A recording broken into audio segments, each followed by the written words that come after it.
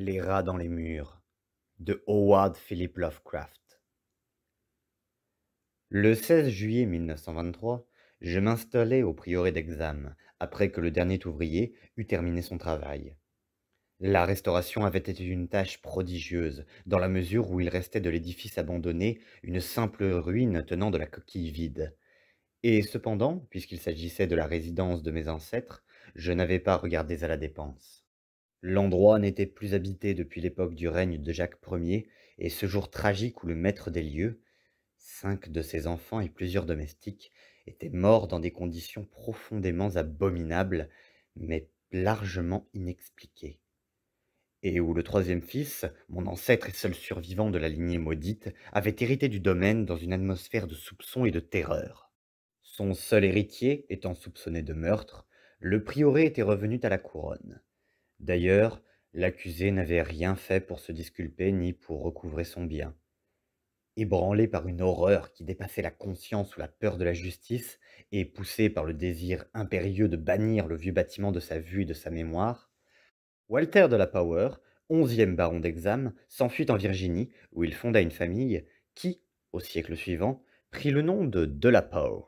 Le prieuré d'Hexham était donc resté à l'abandon, bien qu'il fût rattaché au domaine de la famille Norris, et fit l'objet de nombreuses études, en raison de son étrange architecture composite, faite de tours gothiques reposant sur une infrastructure saxonne ou romane, dont les fondations appartenaient à un ordre ou à un mélange d'ordres, encore plus ancien, puisqu'elles étaient d'origine romaine, voire druidique ou galloise, si l'on en croit les légendes. Ces fondations étaient tout à fait singulières, car elles se perdaient d'un côté dans le calcaire massif de la falaise, depuis le bord duquel le prieuré donnait sur une vallée désolée à 5 kilomètres à l'ouest du village de Anchester. Si les architectes et archéologues aimaient examiner cette ruine insolite des siècles oubliés, les campagnards, eux, la détestaient. Ils la détestaient déjà depuis des centaines d'années auparavant, quand mes ancêtres y vivaient, et cela continuait alors qu'elle était à l'abandon, couverte de mousse et de moisissures. Je n'étais pas arrivé à Manchester depuis plus d'un jour que je me savais déjà né dans une maison maudite. Et cette semaine, les ouvriers ont fait sauter le prieuré d'Hexham. Ils s'emploient maintenant à le faire disparaître, ainsi que ses fondations. Les statistiques de ma famille m'étaient connues depuis toujours, ainsi que le fait que mon premier ancêtre américain fût arrivé dans les colonies dans d'étranges circonstances. Néanmoins, je ne connaissais pas les détails à cause de la politique du silence qui avait cours chez les Delaporte. Contrairement à nos voisins planteurs, nous nous vantions rarement d'avoir parmi nos aïeux des croisés ou d'autres héros du Moyen Âge ou de la Renaissance. Il n'y avait chez nous aucune transmission des traditions, exception faite de ce qui avait peut-être été consigné dans l'enveloppe scellée que chaque père de famille laissa avant la guerre de sécession à son fils aîné, afin que celui-ci l'ouvrît après sa mort. Seules nous étaient chères les gloires qui dataient de notre migration, celles d'une lignée virginienne fière et honorable, encore que réservée et peu portée sur les relations sociales. Pendant la guerre, nos biens furent anéantis, et notre existence entière fut bouleversée. Lorsque Carfax, notre domaine, sur les rives de la James, fut brûlé. Mon grand-père, homme d'un âge avancé, avait péri dans cet incendie volontaire, et avec lui avait disparu l'enveloppe qui nous rattachait tous au passé. Je me rappelle cette tragédie aussi clairement que le jour où je l'ai vécue, à l'âge de 7 ans, au milieu des vociférations des soldats nordistes, des hurlements des femmes et des ululements de prière des Noirs. Mon père était dans l'armée, il défendait Richmond. Après de nombreuses formalités, nous pûmes traverser les lignes, ma mère et moi, pour le rejoindre. Une fois la guerre terminée, nous gagnâmes tous le nord, d'où ma mère était originaire. C'est avec une impassibilité toute yankee que j'atteignis la majorité, l'âge mûr et, enfin, la richesse. Ni mon père ni moi n'avions jamais su ce que renfermait l'enveloppe héréditaire. En me fondant dans la grisaille de la vie des affaires, je perdis tout mon intérêt pour les mystères manifestement enfouis dans les racines de mon arbre généalogique. Si j'en avais soupçonné la nature, c'est avec joie que j'aurais abandonné le prieuré d'Hexham à sa mousse, ses chauves-souris et ses toiles d'araignée. Mon père est mort en 1904, sans léguer aucun message, que ce soit à moi ou à mon fils unique, Alfred, enfant de 10 ans et orphelin de mère. C'est lui qui inversa le sens habituel de la transmission des informations familiales. Alors que je ne pouvais lui fournir que d'amusantes suppositions sur le passé, lorsque la guerre, en 1917, le conduisit en Angleterre, en tant qu'officier dans l'aviation, il m'apprit au travers de ses lettres d'intéressantes légendes ancestrales. Apparemment, les Delaporte avaient une histoire pittoresque, voire sinistre. En effet, un ami de mon fils, le capitaine Edward Norris du Royal Flying Corps, qui habitait près de la demeure ancestrale à Manchester, lui rapporta des superstitions paysannes dont peu de romanciers auraient pu égaler le caractère violent et fantastique. Norris lui-même, bien entendu, ne les prenait pas réellement au sérieux, mais elles amusèrent mon fils et firent de bons sujets pour sa correspondance avec moi. Ce sont vraiment les légendes qui attirèrent mon attention sur mon héritage transatlantique et me décidèrent à acheter et rénover cette demeure familiale que Norris montra à Alfred dans son pittoresque abandon et qu'il s'était proposé de lui avoir à un prix étonnamment raisonnable puisque son oncle en était l'actuel propriétaire. Je fis l'acquisition du prieuré d'Exham en 1918, mais je fus presque aussitôt détourné de mes projets de restauration par le retour de mon fils, invalide et mutilé. Je consacrai les 2 années que dura encore sa vie à le soigner, allant même jusqu'à confier mes affaires à des associés. En 1921, endeuillé et sans but, m'étant retiré de l'industrie alors que je n'étais déjà plus jeune, je décidai pour les années qui me restaient de m'occuper de ma nouvelle propriété. En décembre, je me rendis à Manchester, où je fus reçu par le capitaine Norris, aimable jeune homme, grassouillet, qui avait une haute opinion de mon fils. Il m'aida à rassembler plans et anecdotes pour me guider dans la future reconstruction. Voir le prieuré lui-même ne me procura aucune émotion. Ce n'était qu'un fouillis branlant de ruines médiévales couvertes de lichens, fouillis constellé de nids de corbeaux et dangereusement perchés au bord d'un précipice. Il ne restait ni plancher, ni cloison, juste les murs de pierre des tours indépendantes. Tout en reconstruisant progressivement l'apparence de l'édifice tel qu'il avait dû être lorsque mes ancêtres l'avaient abandonné, plus de 3 siècles auparavant, je commençai à recruter des ouvriers pour la reconstruction. Chaque fois, je dus m'éloigner des environs immédiats, car les habitants d'Anchester concevaient à l'égard de cette maison une peur et une haine incroyables, et si puissante qu'elle se transmettait parfois aux ouvriers extérieurs au village, ce qui provoqua nombre de désertions. Ces sentiments semblaient provenir du prieuré, mais aussi de la famille qui l'avait habité.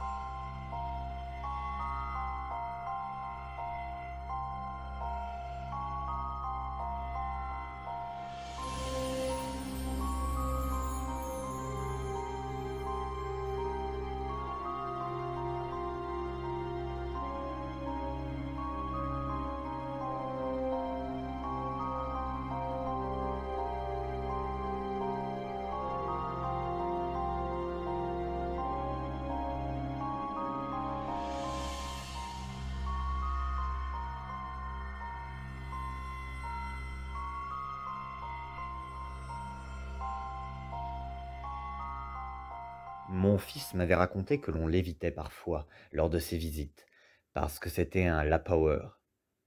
Je m'aperçus que j'étais moi-même victime d'un discret ostracisme, pour une raison similaire.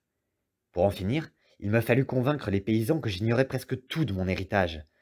Mais même alors, ils continuèrent de me montrer une antipathie renfrognée, si bien que je fus obligé de recueillir la plupart des traditions locales par l'intermédiaire de Norris. Peut-être les gens m'en voulaient-ils d'être venus restaurer un symbole qui leur faisait horreur, car à tort ou à raison, ils considéraient le prieuré d'Exam comme rien de moins qu'un repère de démons et de loups-garous. En assemblant les récits que Norris recueillait pour moi et les complétant par des comptes rendus de plusieurs savants qui avaient étudié les ruines, je conclus que le prieuré d'Exam était bâti sur le site d'un temple préhistorique, un édifice druidique ou pré-druidique, sans doute contemporain de Stone Age. Il était presque certain que l'on avait célébré dans ces murs des rites indescriptibles. On retrouvait d'ailleurs des éléments de ces rites dans le culte de Cybèle, introduit par les Romains. Sur des inscriptions encore visibles, on distinguait des groupes de lettres qui ne trompaient pas. Div, Ops, Magna, Mat, signe de la Magna Mater, sinistre culte que l'on chercha en vain à interdire aux citoyens romains. Anchester était le site du camp de la troisième légion d'Auguste, comme l'attestent de nombreux vestiges. On raconte que le splendide temple de Cybèle grouillait d'adorateurs, qui célébraient des cérémonies indicibles sous l'égide d'un prêtre phrygien. D'après ces légendes, la chute de cette vieille religion ne mit pas fin aux orgies qui se tenaient au temple, mais les prêtres survécurent dans leur nouvelle foi, sans vraiment avoir changé. De même, on racontait que les rites n'avaient pas disparu avec les Romains, et que les Saxons avaient fait des ajouts à ce qui restait du temple, ce qui avait donné à ce dernier la silhouette qu'il conservait dans ses grandes lignes, et en avait fait un culte redouté dans la moitié de l'Heptarchie. Vers l'an 1000, une chronique décrit le lieu comme un important prieuré de pierre, abritant un étrange et puissant ordre monastique et entouré de vastes jardins qui n'avaient pas besoin de murs pour tenir à distance le peuple effrayé. Les Danois ne le détruisirent pas, mais après la conquête normande, il dut décliner considérablement, car il n'y eut aucune opposition lorsque Henri III attribua le site à mon ancêtre, Gilbert de Lappower, premier baron d'Exam en 1261. Si aucun bruit négatif ne circule sur ma famille jusqu'à cette date, quelque chose d'étrange s'est sans doute alors produit. Dans une chronique de 1307, on dit d'un Lappower qu'il est maudit de Dieu. Dans les légendes du village qui parlent du château qui se dressa sur les fondations de l'ancien temple et du prieuré, il est sans cesse question de peur, de panique et de maléfices. Les histoires racontées au coin du feu étaient des plus sinistres, d'autant plus épouvantables qu'elles étaient faites de sous-entendus effrayés et évasifs. Mes ancêtres y étaient considérés comme des démons de père en fils, à côté desquels Gilles de Rais et le marquis de Sade seraient passés pour de simples novices. On insinuait à voix basse qu'ils étaient responsables de disparitions occasionnelles sur des villageois, et ce, sur plusieurs générations. Les pires personnages de ces récits, apparemment, étaient les barons et leurs héritiers directs. En tout cas, c'est à leur propos que l'on faisait le plus d'insinuations. Si un héritier montrait des tendances plus saines, disait-on, il mourrait jeune, et dans des conditions mystérieuses pour faire place à un autre rejeton plus normal. Il semblerait que la famille eût célébré un culte secret, présidé par le maître de la maison et parfois réservé à quelques membres.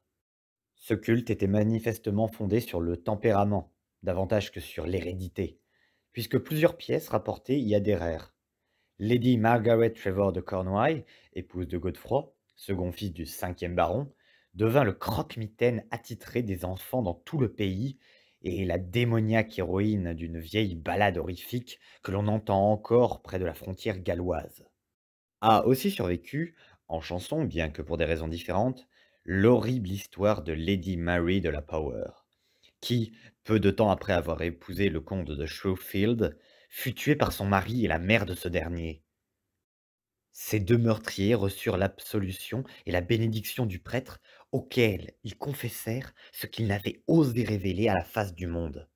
Ces mythes et ballades caractéristiques d'une campagne grossièrement superstitieuse me repoussaient au plus haut point. Je trouvais particulièrement agaçant qu'il s'applique avec tant d'insistance à tant de mes ancêtres.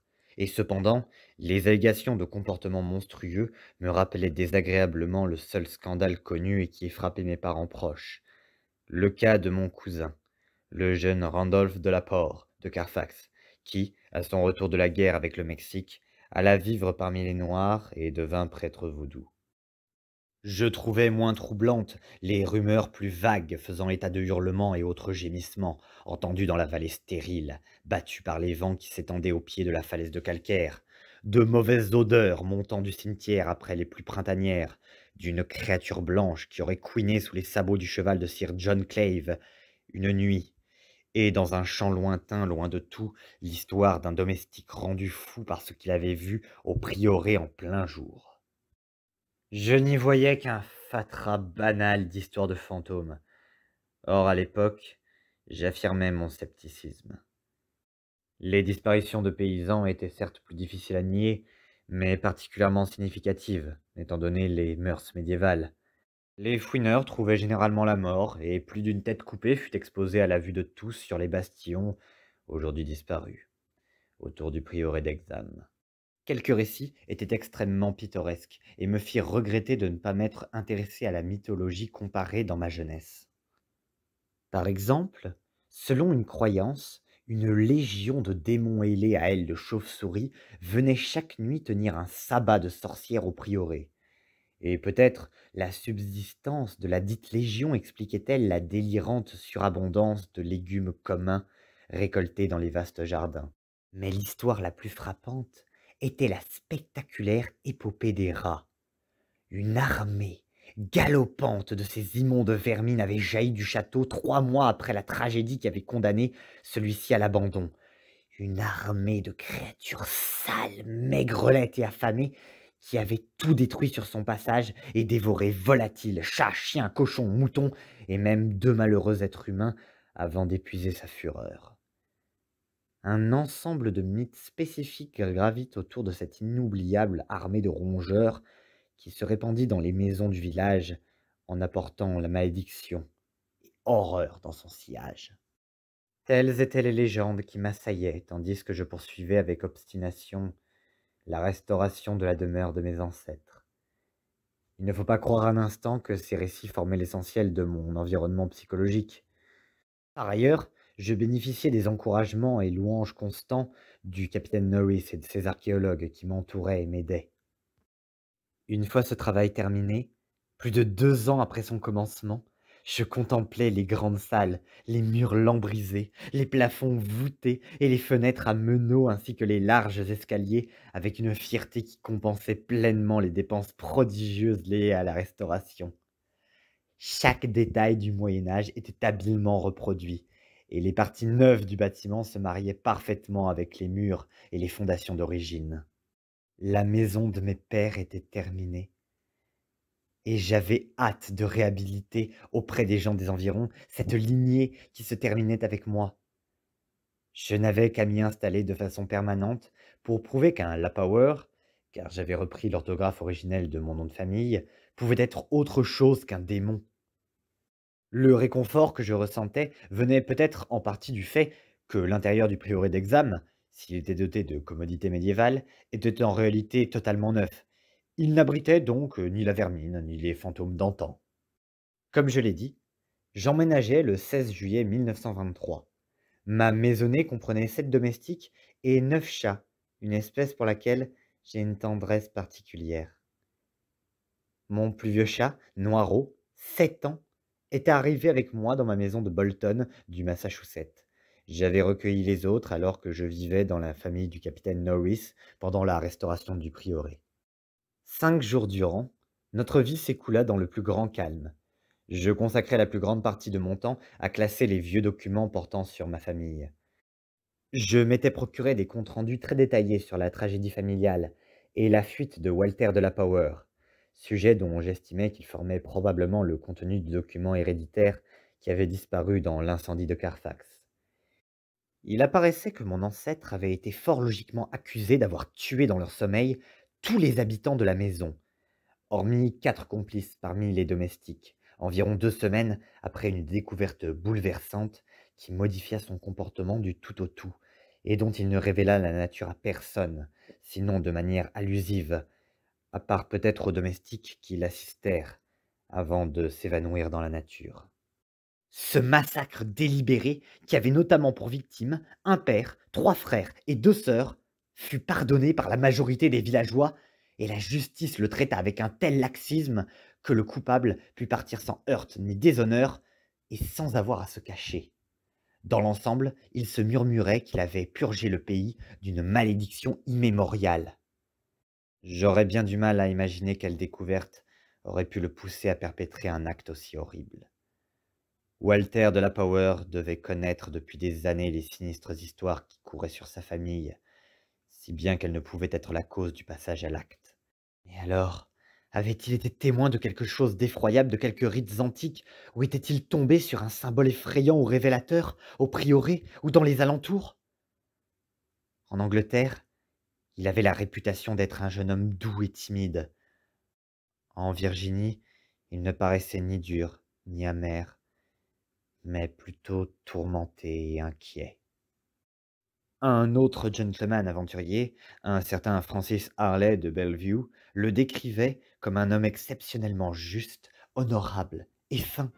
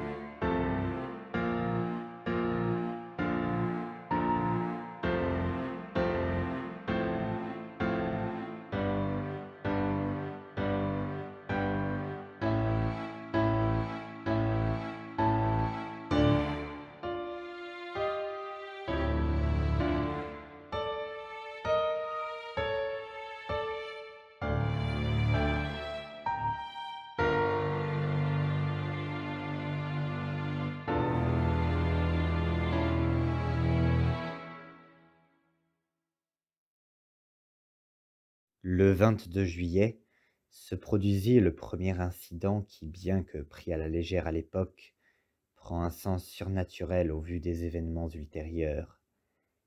Il était presque négligeable, tant il apparaissait banal et étant donné les circonstances, il ne pouvait que passer inaperçu. Il faut en effet se rappeler que je me trouvais dans un bâtiment refait à neuf, à l'exception des murs extérieurs, et que j'étais entouré d'un personnel équilibré. Malgré le lieu, il eût été absurde de ressentir la moindre crainte. Tout ce dont je me souvins après coup, c'est que mon vieux chat noir, dont je connaissais si bien les humeurs, manifestait une inquiétude et une nervosité en contradiction totale avec son caractère naturel. Il rôdait de pièce en pièce, agité et troublé, en reniflant constamment les murs qui faisaient partie de la structure gothique. Je me rends bien compte que l'histoire que je raconte a tout du cliché. On dirait l'incontournable chien des histoires de fantômes qui grogne toujours avant que son maître ne voie sa silhouette couverte d'un drap. Néanmoins, je ne puis supprimer cet épisode de mon histoire sans nuire à la logique de l'ensemble. Le lendemain, un domestique se plaignit de l'agitation qui régnait chez tous les chats de la maison.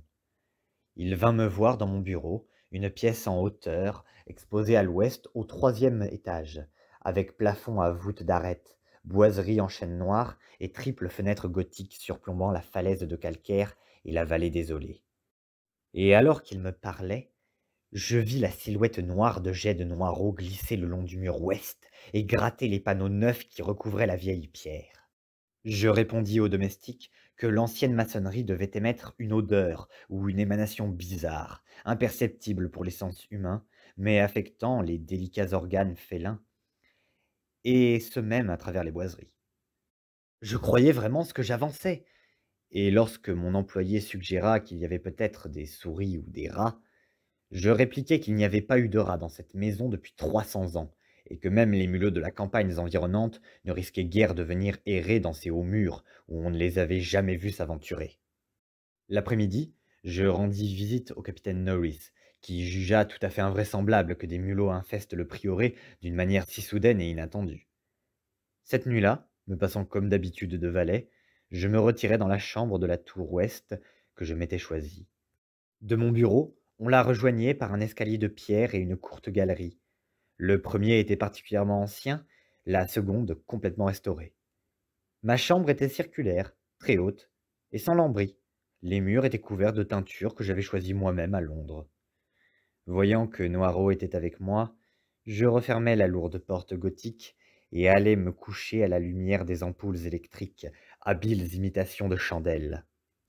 Enfin j'éteignis et m'allongeai sur le lit à baldaquin, sculpté et surmonté d'un ciel de lit. Le vénérable chat se coucha à sa place habituelle, c'est-à-dire sur mes pieds. N'ayant pas tiré les rideaux, je le regardais par l'étroite fenêtre qui me faisait face. Ses délicats remplages se découpaient joliment sur un ciel à la légère luminosité d'aurore.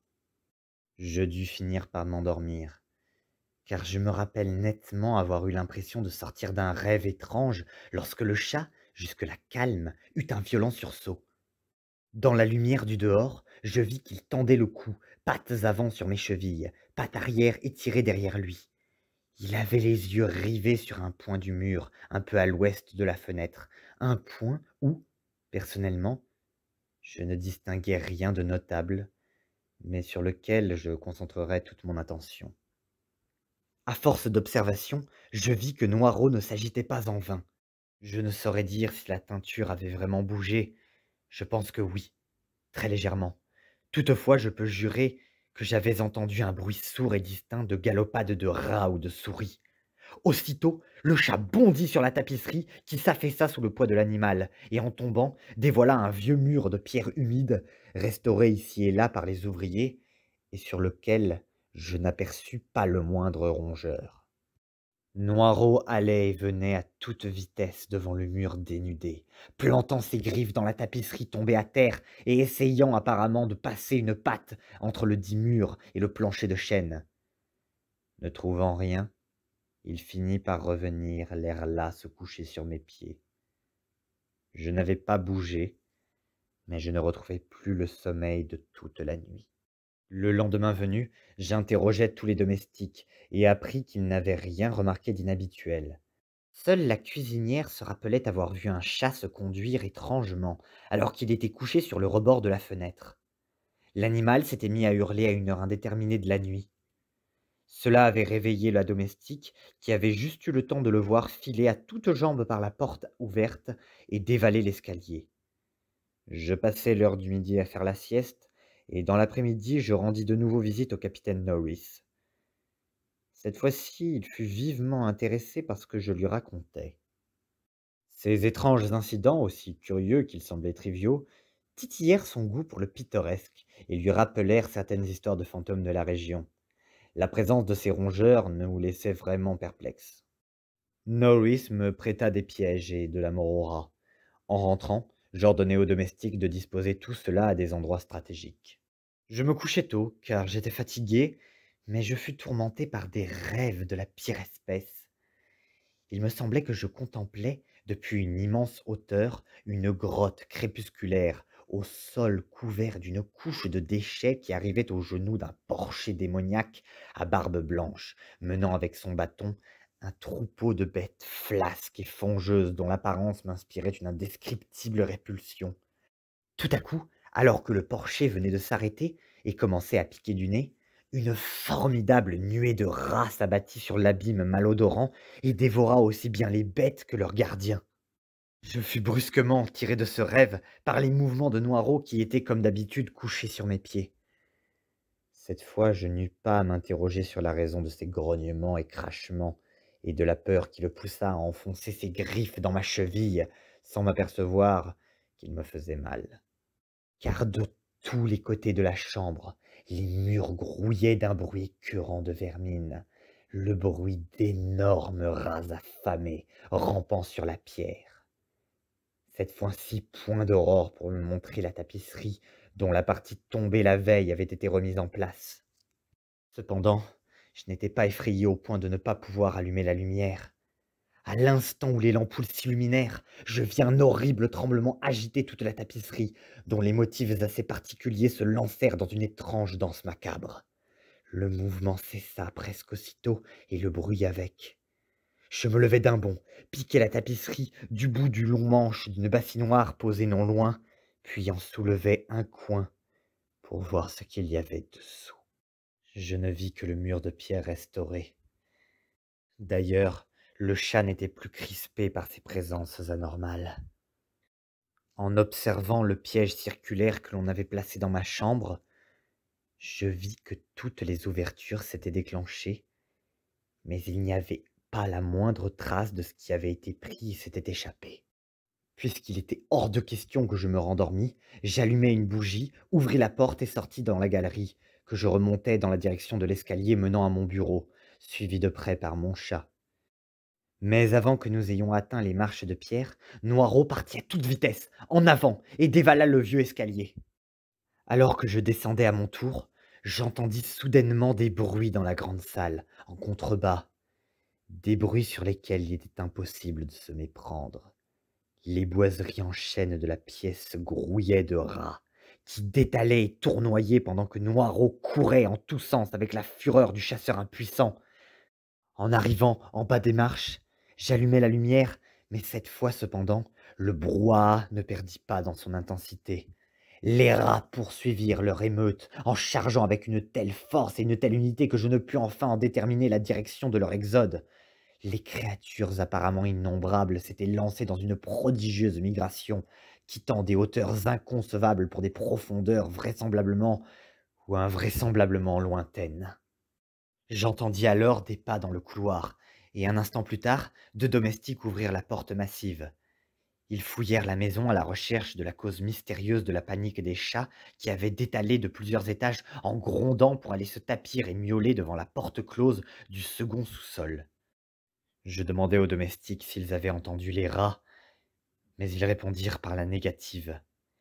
Et alors que je me tournais pour attirer leur attention sur les bruits derrière les boiseries, je m'aperçus qu'ils avaient cessé. Je descendis avec 2 hommes jusqu'à la porte du second sous-sol, mais les chats s'étaient déjà dispersés. Je décidai d'explorer plus tard la crypte sous nos pieds, et me contentais de faire le tour des pièges à rats. Ils s'étaient tous déclenchés, mais étaient tous vides.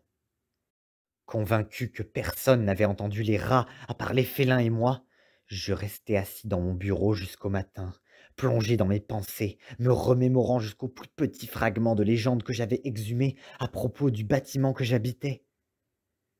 Je dormis un peu dans la matinée, affalé dans le seul fauteuil confortable que j'avais pu me résoudre à bannir de mes projets de reconstitution d'un mobilier médiéval. Plus tard, je téléphonai au capitaine Norris, qui vint m'aider à explorer la cave.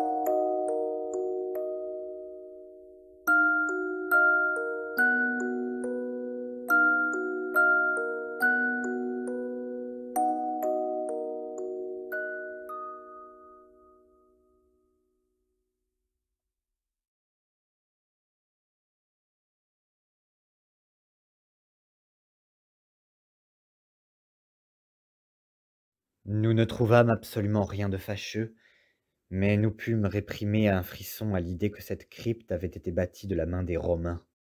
Chaque voûte basse, chaque pilier massif était romain, non pas du roman avahi de ces incompétents de Saxons, mais du classicisme sévère et harmonieux de l'époque des Césars. En effet, sur les murs abondaient les inscriptions familières aux archéologues qui avaient plus d'une fois exploré cet endroit. Des inscriptions comme Pegatea, Ploptomp, Dona ou Les Plaec Vos, Pontifi Attis. La référence à Attis me fit trembler, car ayant lu Catulle, j'avais une idée de ce qu'avaient été les rites atroces du dieu oriental, dont le culte était fort lié à celui de Cybèle.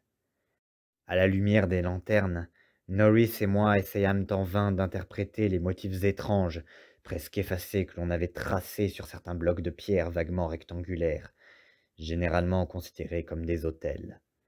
Nous nous rappelâmes que les chercheurs estimaient qu'un de ces motifs, une sorte de soleil rayonnant, était d'origine non romaine, ce qui suggérait que ces autels avaient simplement été empruntés par des prêtres romains à un temple plus ancien, peut-être aborigène, bâti sur le même site. Sur un bloc, nous vîmes des taches brunes qui m'intriguèrent. Le dessous du plus gros bloc, qui se trouvait au centre de la salle, portait des traces caractéristiques. Probablement avait-il servi à brûler des offrandes. Tel était le décor de cette crypte, devant la porte de laquelle les chats miaulaient, et où Norris et moi décidâmes de passer la nuit. Les domestiques nous descendirent des lits improvisés. Nous leur donnâmes pour instruction de ne pas prêter attention au comportement nocturne des félins. Quant à Noirot, nous le gardâmes autant pour son aide que pour sa compagnie. Nous convînmes de maintenir hermétiquement close la grande porte de chêne, réplique moderne munie de fentes à aération.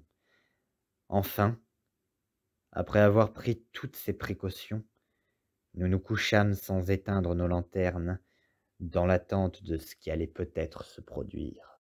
La crypte était très profondément enfouie dans les fondations du prieuré, et située certainement sur la face de la falaise de calcaire en saillie surplombant la vallée déserte. Impossible de douter qu'il s'agissait là de la destination de la grouillante et inexplicable armée de rats. Cependant, j'ignorais pourquoi. Alors que nous nous étions allongés, ma veille fut troublée à plusieurs reprises par des rêves confus, d'où Noirot, qui était sur mes pieds, me tira par ses mouvements inquiets. Ces rêves n'étaient pas sains, mais horriblement semblables à celui que j'avais fait la nuit précédente.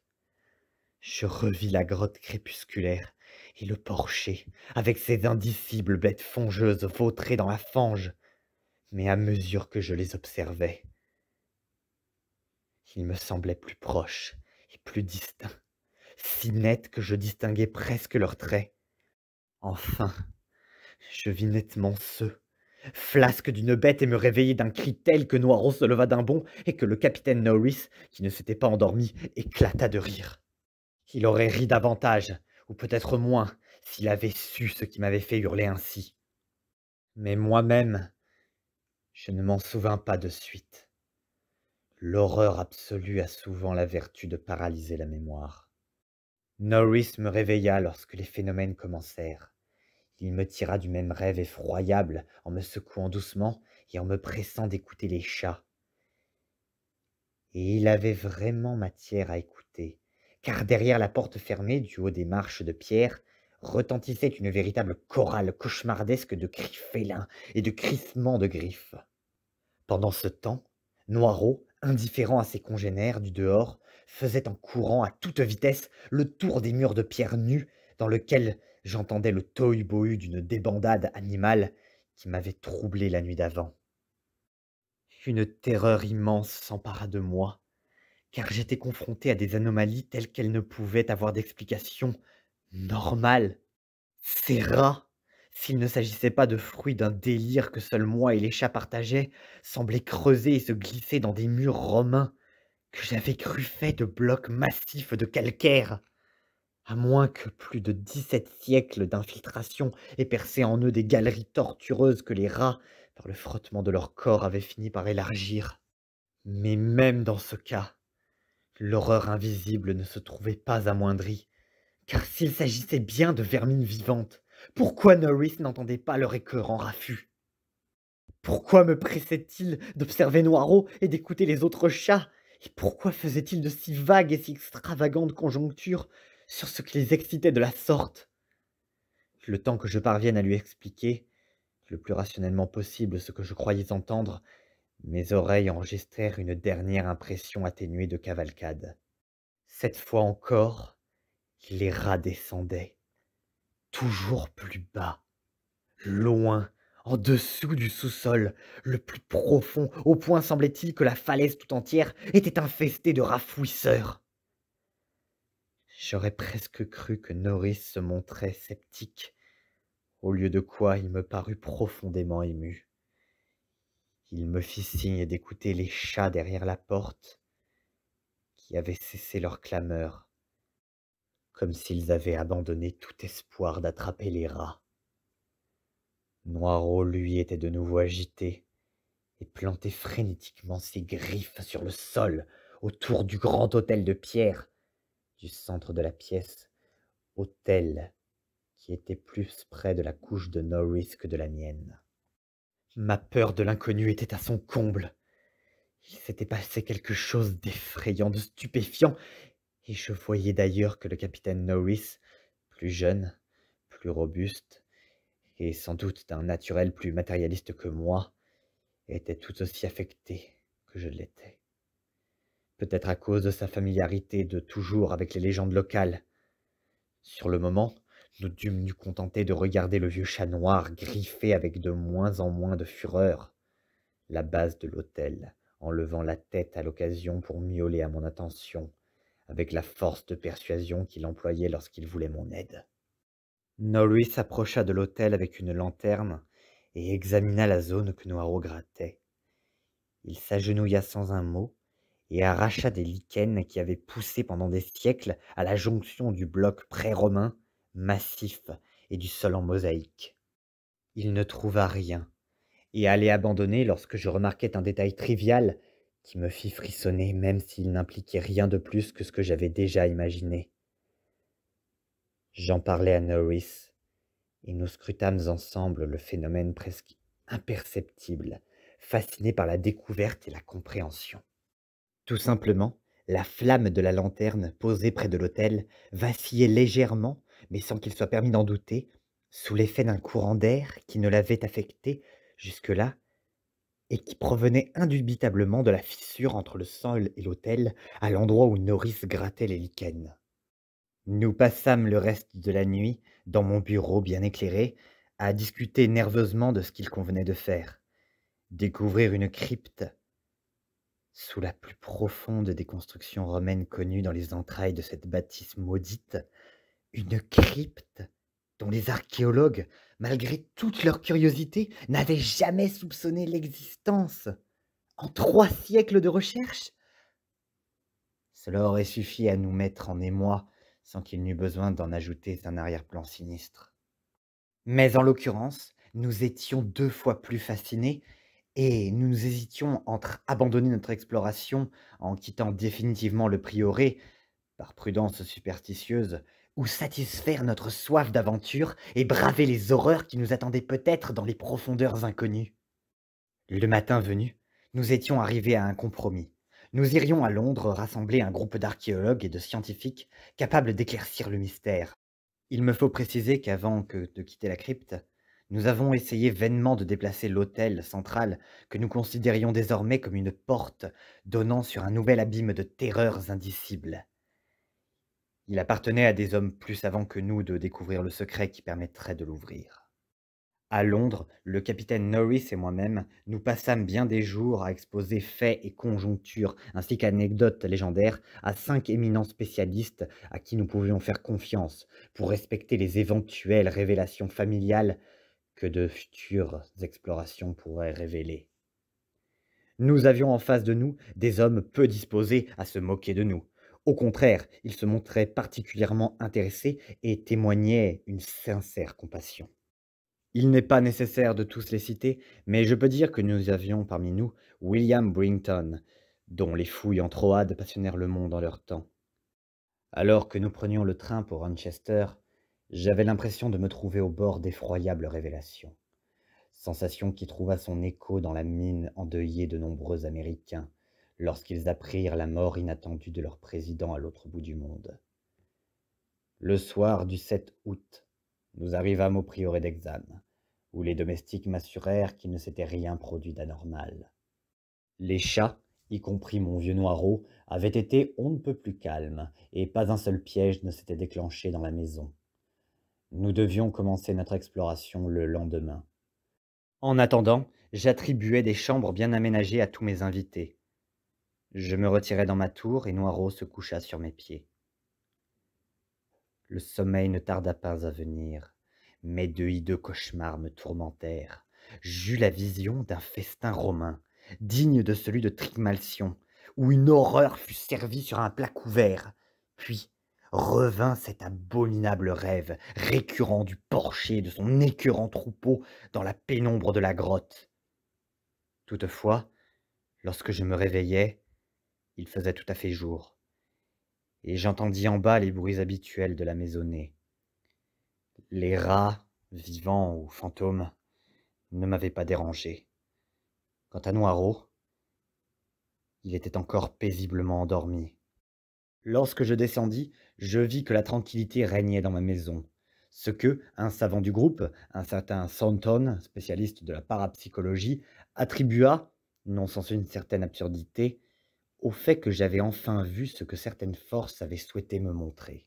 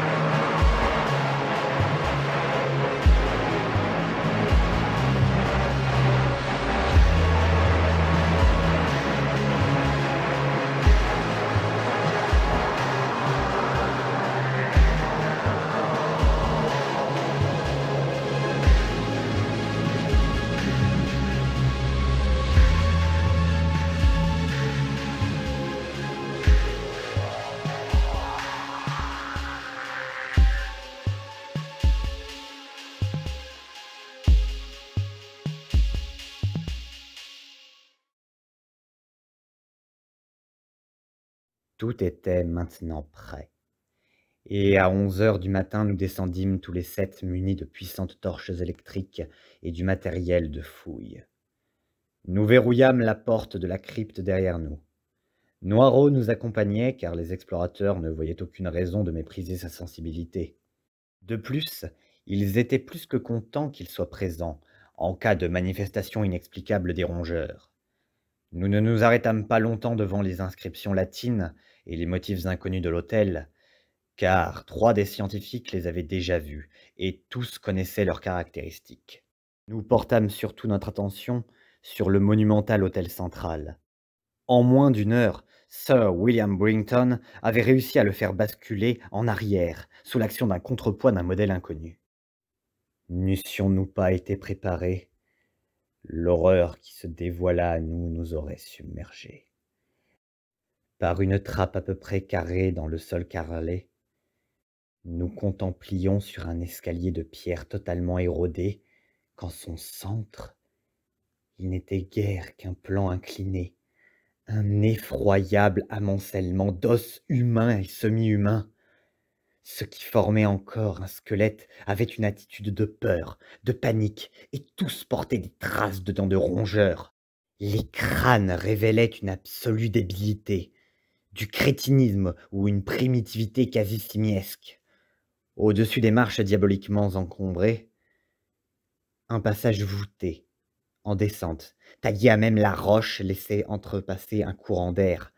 Pas un flux brusque et vissé, comme s'il montait dans un caveau fermé, mais une brise fraîche, relativement pure. Sans attendre, nous commençâmes avec un frisson à dégager le chemin pour pouvoir descendre l'escalier. C'est alors que Sir William, en examinant le sens des marques sur les parois, fit une étrange remarque. Selon lui, le passage avait été creusé de bas en haut.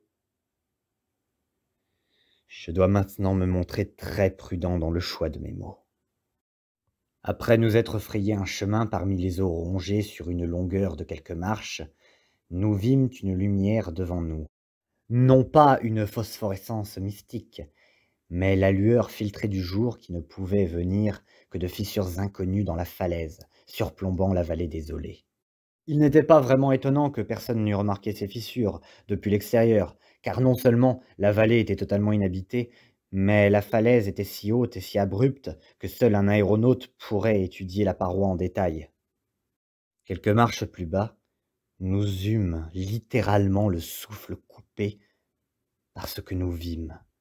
Si littéralement d'ailleurs que Thornton, le chercheur en parapsychologie, tomba évanoui dans les bras de l'homme qui se tenait hébété derrière lui. Norris, son visage joufflu, totalement blême et flasque, se contenta de pousser un cri inarticulé. Pour ma part, je pense avoir émis un soupir ou un sifflement en me couvrant les yeux. Le savant qui se trouvait derrière moi, le seul de notre groupe plus âgé que moi, croassa de la voix la plus éraillée que j'ai jamais entendue, un banal. Mon Dieu! Sur 7 des hommes cultivés, seul William Brington garda son sang-froid, ce qui était d'autant plus impressionnant que, marchant en tête, il devait avoir tout vu le premier. C'était une grotte crépusculaire, d'une hauteur gigantesque qui s'étirait à perte de vue. Un monde souterrain infiniment mystérieux et horriblement évocateur. Il y avait des bâtiments, entre autres vestiges architecturaux. D'un coup d'œil, terrifié, je vis un étrange ensemble de tumulus, un cercle archaïque de monolithes, une ruine romaine au dos peu élevé, une grande construction informe d'origine saxonne et un édifice primitif anglais en bois. Mais tout cela fut éclipsé par l'abominable spectacle qu'offrait la surface du sol. Sur des mètres et des mètres s'étendait autour des marches un démentiel enchevêtrement d'ossements humains, ou tout du moins aussi humains que ceux que jonchaient l'escalier. Telle une mer écumeuse, ils s'étalaient les uns démantelés, les autres formant des squelettes complets ou partiels. La posture de ces derniers évoquait toujours une frénésie démoniaque. Soit qu'ils essayaient de repousser quelques menaces, soit qu'ils se saisissaient d'un autre corps avec des intentions cannibales. Lorsque le docteur Trask, l'anthropologue du groupe, s'arrêta pour étudier la nature des crânes, il fut confronté à un étrange mélange dégénéré qui le déconcerta tout à fait. Leur propriétaire était dans l'ensemble plus bas que l'homme de Piltdown dans l'échelle de l'évolution. Cependant, tous appartenaient indéniablement au genre humain. Beaucoup étaient plus évolués, et un très petit nombre d'entre eux étaient exceptionnellement développés et sensibles. Tous les os étaient rongés, principalement par des rats, mais parfois par d'autres membres du troupeau semi-humain.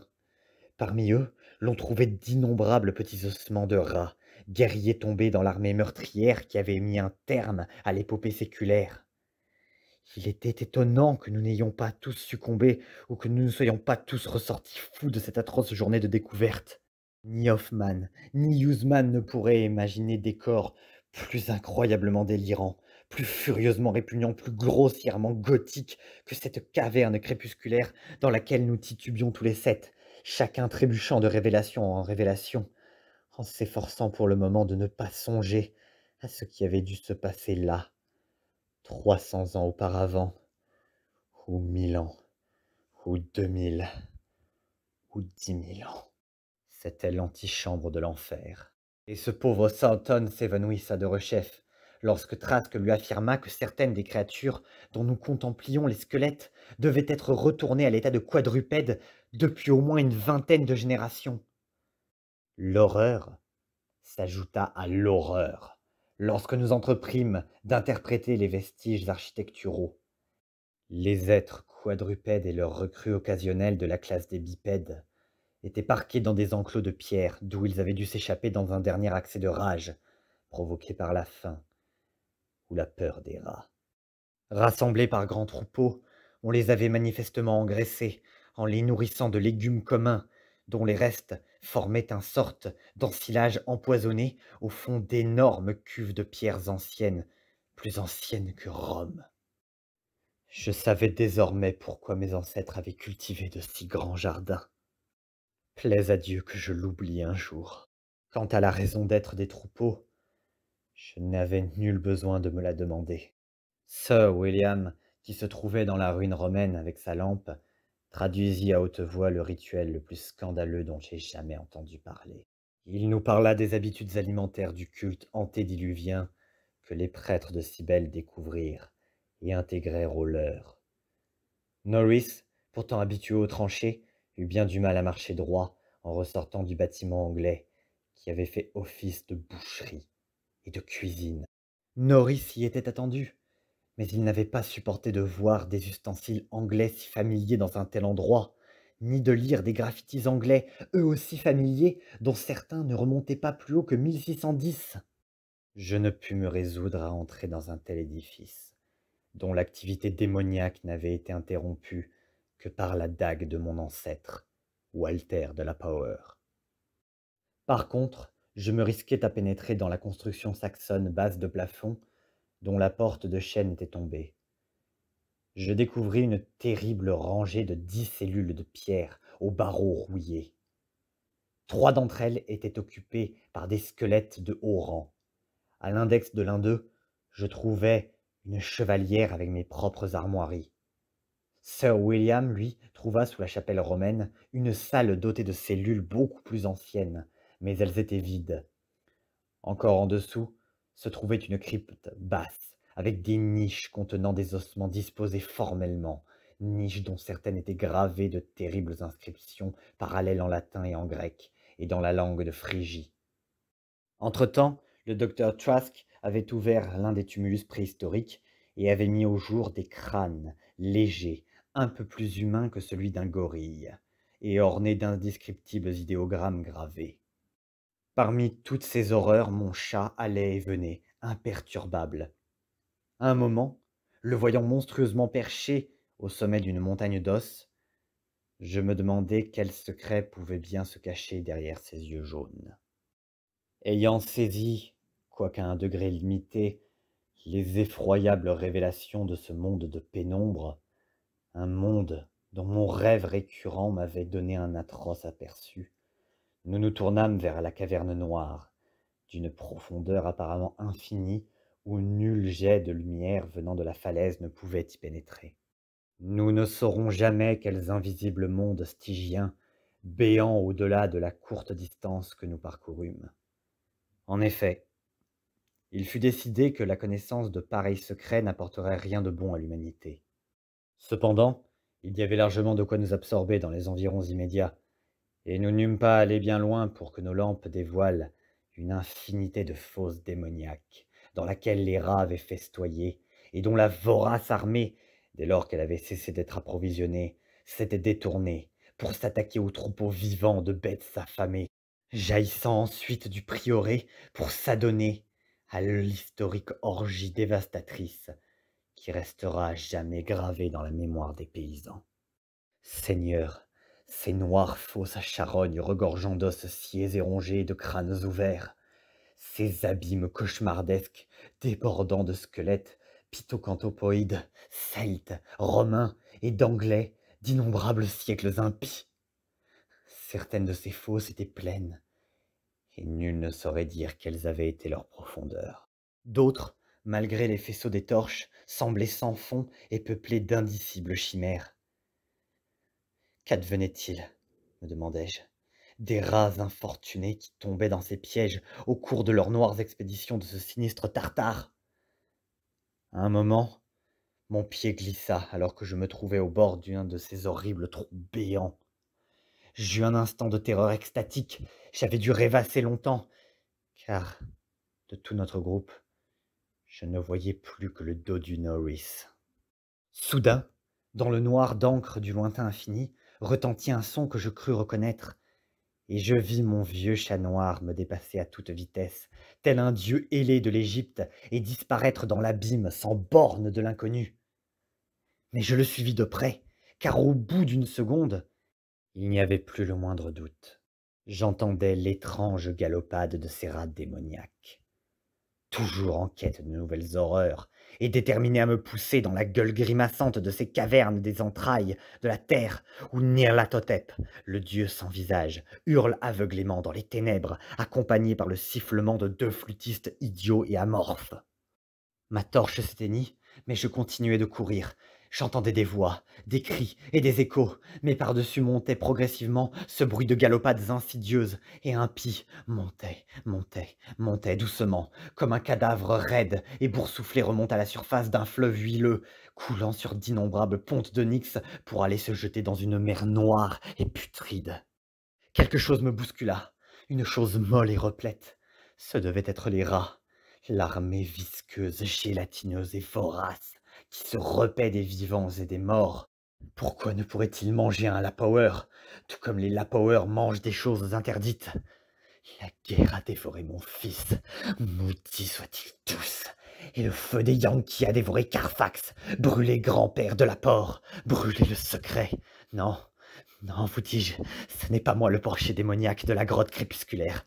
Ce n'est pas la figure bouffie d'Edward Norris que j'ai vue sur la créature flasque et fangeuse. Qui dit que je suis un Lapower? Il était en vie alors que mon fils était mort. Pourquoi un Norris aurait-il les terres des Lapower? C'est du voodoo. Je vous le dis, ce serpent tacheté. La peste soit de vous, Samton. Je vous apprendrai à vous évanouir devant l'œuvre de ma famille. Orbe le faquin, je vous apprendrai à larmoyer. Si vous voulez vraiment me pousser à bout, Magna Mater, Hatis, Diad Adgais, Adaudo, Ogas Adus, Dolnus Otol, Donas Dalos, Olt Agus Lotzi, Ungul, Rie, Ashnal. C'est, paraît-il, ce que j'ai dit lorsque l'on m'a retrouvé dans les ténèbres au bout de 3 heures, accroupi sur le corps à moitié dévoré du pauvre Norris, pendant que mon propre chat me sautait à la gorge pour la lacérer. Et voilà qu'ils ont fait exploser mon prieuré, qu'ils ont pris mon noiraup et m'ont mis derrière les barreaux d'une chambre à Noël, en murmurant d'un air apeuré que c'est la faute de mon hérédité et de ce qui m'est arrivé. Thornton est dans la chambre d'à côté, mais on m'interdit de lui parler. On essaie de dissimuler la plupart des faits concernant le prieuré. Quand j'évoque le pauvre Norris, on m'accuse de sa mort horrible. Pourtant, les gens doivent savoir que je n'ai rien fait. Ils doivent savoir que c'est l'œuvre des rats. Les rats glissants dont la galopade m'empêche chaque nuit de dormir. Les rats démoniaques qui courent derrière le capitonnage de ma cellule et m'attirent en bas vers les pires horreurs que j'ai jamais connues. Les rats que les autres n'entendent jamais. Les rats. Les rats dans les murs.